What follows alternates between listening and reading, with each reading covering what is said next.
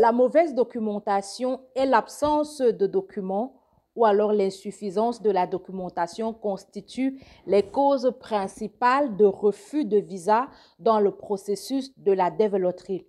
En effet, la documentation est la clé de voûte dans la procédure d'obtention de son visa quand on est gagnant de la développerie.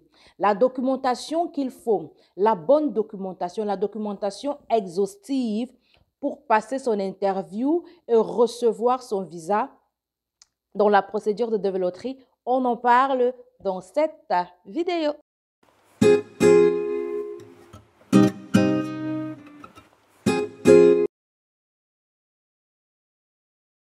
Salut les amis, bienvenue sur Jabama USA. Je suis Marie-Diana, une continentale installée aux États-Unis depuis quelques années maintenant. J'ai créé cette chaîne dans le but de t'aider, toi, oui, toi qui m'écoutes, à réussir ton projet d'immigration aux États-Unis. Ici, on parle de la vie aux États-Unis, de la procédure de développerie, de l'obtention d'un visa visiteur ou alors étudiant. Ce sont des thématiques qui t'intéressent. Tu fais deux choses.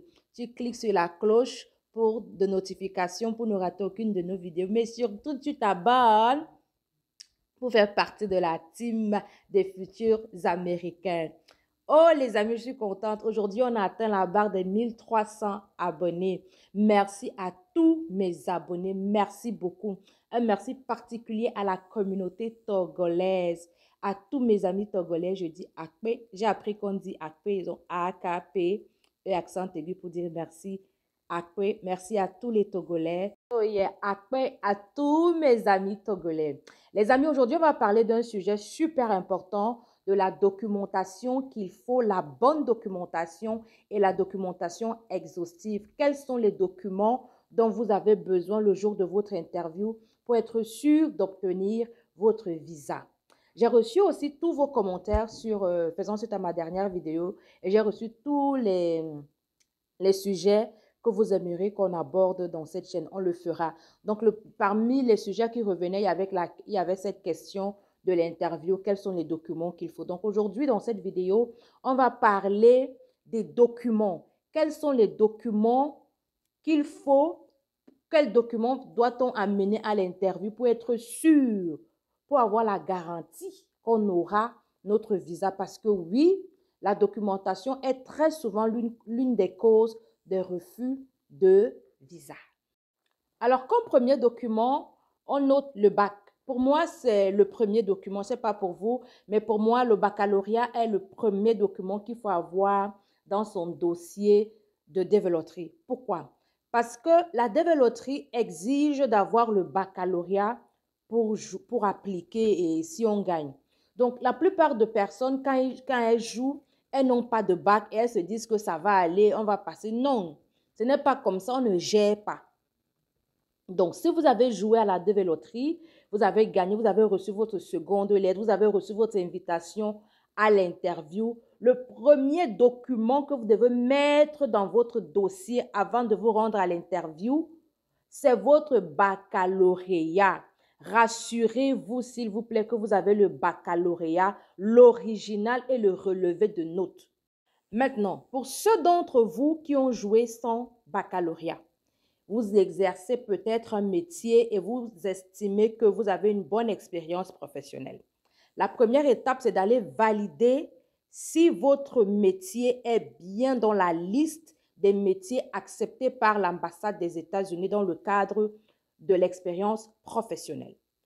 Si cela est fait, il vous faudra produire une attestation de travail, une attestation d'emploi, une attestation d'expérience professionnelle de 2 ans minimum sur les 5 dernières années. Alors, on est en 2023. Vous devez produire une attestation de professionnel de 2 ans allant de 2010. Donc, sur la période de 2018 à 2023, vous devez avoir votre attestation doit être sur cette période-là. Et votre attestation doit être de 2 ans minimum. S'il vous plaît, les amis, rassurez-vous que votre métier est bien éligible. Parce qu'on a vu des cas de personnes qui ont fait tout le processus et arrivé à l'ambassade, ils n'ont pas eu le visa parce que leur expérience professionnelle ou alors le métier qu'ils exercent n'est pas éligible dans la développerie. Donc, les amis, pour tous ceux qui ont joué son baccalauréat, il est super important de valider l'éligibilité de votre métier dans le processus de la développerie et de pouvoir justifier votre expérience professionnelle sur les 2 ans minimum sur les 5 derniers. Donc, une fois qu'on a déjà notre baccalauréat ou notre attestation d'expérience professionnelle, le deuxième document à préparer, c'est bien sûr notre passeport. Oui, pour moi, c'est le passeport. Votre passeport doit avoir une validité de plus de 6 mois. Maintenant, le passeport que vous avez, vous devez vous rassurer que les informations qui sont dans votre passeport sont cohérentes avec les informations qui sont dans votre acte de naissance et dans votre CNI. Dans votre CNI. Donc, voilà. Donc, deuxième élément, c'est votre passeport. Un passeport valide, d'une validité de plus de 6 mois avec 3 à 4 pages disponibles parce qu'il faut des pages vierges pour pouvoir coller votre visa. Après le passeport, le troisième document qu'il te faut préparer si tu pars à l'interview, c'est ton acte de naissance. Attention, il faut prendre le bon acte de naissance. Parce qu'on se connaît, on se connaît. Chez nous au Cameroun, là, il y a les gens, on appelle ça le Kumba. Il y a les gens qui ont les actes de Kumba, les actes de... Donc, pardon, si tu sais que tu as fait le make-up sur ton âge là, rassure-toi que l'acte de naissance avec lequel tu t'en vas à l'interview, c'est le bon, c'est le dernier. Donc, troisième document à préparer, c'est son acte de naissance. Et faites la concordance, s'il vous plaît, entre cet acte de naissance-là et votre passeport. Les informations doivent être concordantes. Ne confondez pas l'acte de Kumba ou d'avant Kumba. Bref, choisissez le bon acte. Une fois qu'on a notre acte de naissance, le quatrième document qu'on doit préparer, c'est bien sûr la lettre de confirmation ou la page de confirmation de notre DS 260. Quand vous avez été sélectionné à la développerie, vous avez rempli la DS 260 et vous avez reçu, après le remplissage de cette DS 260, une lettre de confirmation. Donc, vous allez imprimer cette lettre de confirmation et aussi, vous devez imprimer toute votre DS 260. Vous devez l'avoir à portée de main. Donc, quatrième document, lettre de confirmation de notre DS 260. Alors, après la DS 260, l'autre document qu'il te faut préparer, c'est bien sûr ta lettre de convocation à l'interview, la deuxième lettre. La deuxième lettre, c'est-à-dire la lettre que le KCC t'a envoyée, te convoquant à l'interview. Tu dois imprimer cette lettre-là et la mettre dans ton dossier pour l'interview. Ta seconde lettre, c'est super important. Maintenant, par mesure de prudence, imprime aussi ta première lettre, tu mets à côté. Donc, voilà. Il faut toujours avoir tous les documents et avoir tous les documents à portée de main. Il ne faut pas qu'on te demande un document là et tu dises que tu ne sais pas ou tu commences à bégayer. Donc, tu m'imprimes tes 2 lettres. Donc, après la deuxième lettre du KCC, le document qu'il te faut, c'est ton casier judiciaire. Je pense que le casier judiciaire aussi est super important parce que certains d'entre vous ici ont vécu dans plusieurs autres pays un peu plus de 6 mois, pendant un peu plus de 6 mois. Donc, dans le cadre de la dévéloterie, vous devez produire les casiers judiciaires de tous les pays dans lesquels vous avez vécu plus de 6 mois. Donc, si tu es dans le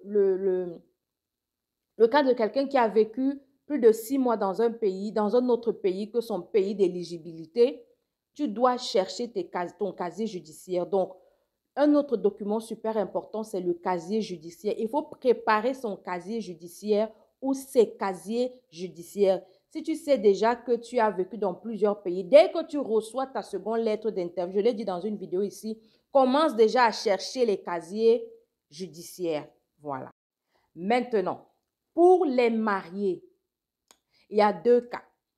Si vous vous êtes marié avant les résultats, vous devez produire juste votre acte de mariage. Accessoirement, vous pouvez mettre à côté là quelques photos si vous voulez.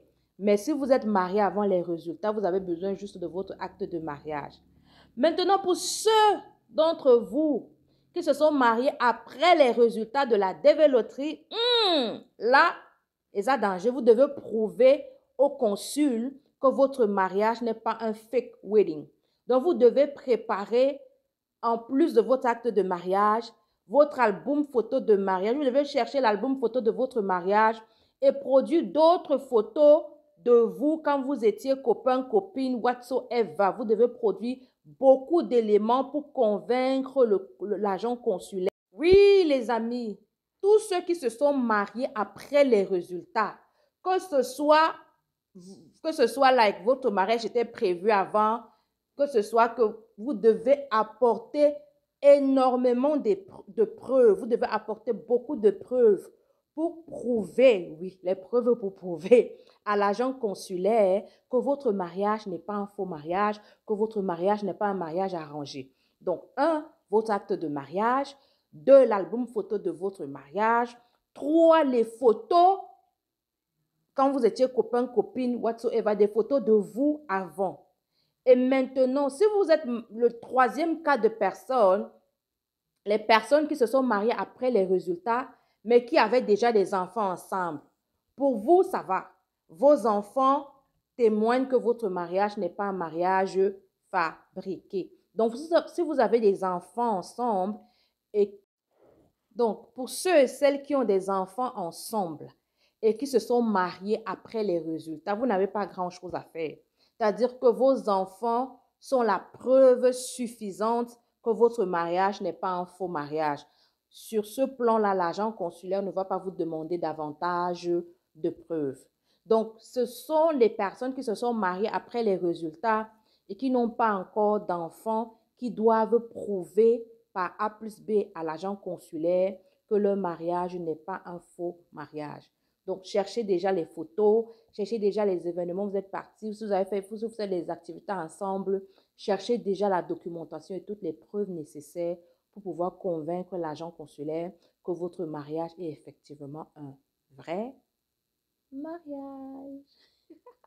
Alors, les amis, je crois qu'on a fait le tour, non? On a parlé du baccalauréat, du casier judiciaire, du passeport, de ton acte de naissance, de la lettre de convocation à l'interview, de la page de confirmation de ta DS 260, de l'acte de mariage pour ceux et celles qui sont mariés, de l'album photo de mariage et toutes les preuves pour ceux et celles qui se sont mariés après les résultats. Oui, je crois que c'est tout, hein. Ah oui! Il manque un dernier document et c'est un document, ce n'est pas à vous de le produire, c'est l'enveloppe qui vous sera remise par l'hôpital. Donc, il vous faut les résultats de votre visite médicale. Alors, pour ceux et celles qui sont programmés pour l'interview, je vous ai recommandé ici de prendre rendez-vous pour faire votre visite médicale au moins 3 semaines ou 4 semaines avant l'interview. L'hôpital va vous remettre les résultats de votre visite, mais vous ne devez pas ouvrir cette enveloppe. Enveloppe à ne pas ouvrir. Donc, l'hôpital va vous remettre les résultats de votre visite médicale et vous ne devez pas ouvrir cette enveloppe. Enveloppe à ne pas ouvrir, les amis, ne pas guetter là-bas que est-ce que je suis malade, est-ce que je suis guéri? Non, non, non, non, non, non, non, non, non. Non, non, non, non, non, non, non, non, non. C'est ouvrir enveloppe. On n'ouvre pas l'enveloppe.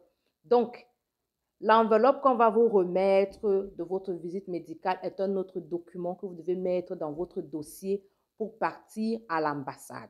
Donc, on a le baccalauréat, le passeport, le casier judiciaire, la confirmation de la DS 260, les lettres de convocation à l'interview, l'album photo, l'acte de mariage et bien sûr les résultats de la visite médicale. Donc, voilà un peu l'ensemble des documents qu'il vous faut pour aller à l'interview. En bonus, pour ceux et celles d'entre vous qui, en remplissant la DS 260, ont précisé qu'ils étaient des employés ou qui travaillaient dans une structure X ou Y, je vous recommande, s'il vous plaît, dans la mesure du possible, de préparer des attestations d'emploi. Demandez à votre employeur ou l'entreprise dans laquelle vous travaillez de vous produire une attestation d'emploi. Cette attestation d'emploi va vous permettre, si le consul vous demande que tu travailles ou si tu dis je travaille chez Jabama USA, on va te demander est-ce que tu peux le prouver. Donc, tu sors ton attestation, tu prouves. Le rendez-vous à l'interview de la développerie, vraiment, il faut être armé jusqu'aux dents avec tous ces documents. Donc, tout ce que vous avez écrit dans votre DS-260, soyez sûr que vous pouvez le démontrer et le prouver. Donc, préparez les attestations d'emploi pour ceux qui ont dit qu'ils travaillaient, pour ceux et celles qui ont mis master et licence, pareil. Oui, pour ceux et celles qui ont mis master et licence sur votre DS-260, pareil. Préparez vos attestations de master et de licence à côté. Donc, vous devez avoir deux dossiers. Quand tu pars à l'ambassade pour l'interview, il faut avoir deux dossiers. Tu as ton dossier principal où tu mets l'ensemble des documents officiels qui sont requis par le gouvernement américain dans un dossier. Maintenant, dans ton dossier de secours, il faut toujours avoir son dossier de secours. L'homme n'est rien sans son bord. Dans ton dossier de secours, tu mets tes documents complémentaires, comme ton attestation d'emploi, ton attestation de réussite de master ou de licence, peut-être au passage un relevé bancaire si tu dis que tu vas te financer toi-même. Donc, vraiment, il faut avoir ça. Ah oui, j'allais oublier. Dans la liste des documents à préparer, il vous faut également votre affidavit of support. Pour la plupart des devises dont les ambassades demandent un sponsor, le jour de l'interview, vous devez aller avec votre affidavit of support. Donc, votre sponsor aura rempli et va vous envoyer. Vous devez amener ça à l'ambassade. Donc, c'est ça. Donc, voilà les amis, rassurez-vous, prenez tous les documents nécessaires. Faites deux dossiers, comme je vous dis. Maintenant, pour chacun des documents à préparer, faites des photocopies en couleur. Peut-être photocopier deux photocopies de chaque en couleur. Donc, préparez tout ça.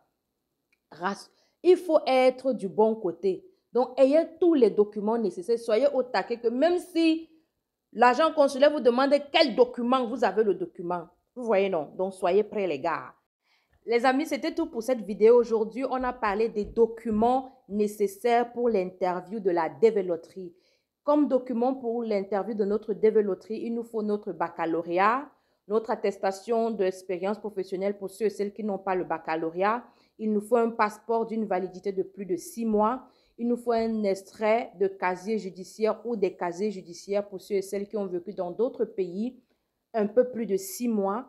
Et aussi, les casiers judiciaires doivent être datés de moins de 3 mois. Donc, voilà. Il nous faut également l'acte de mariage pour ceux qui sont mariés, les albums photos de mariage pour ceux et celles qui sont mariés après la loterie, votre affidavit of support, les résultats de votre visite médicale, les lettres de convocation reçues par le KCC pour aller passer l'interview. Donc, les amis, et votre acte de naissance, je crois qu'on a fait le tour de l'ensemble des documents qu'il vous faut.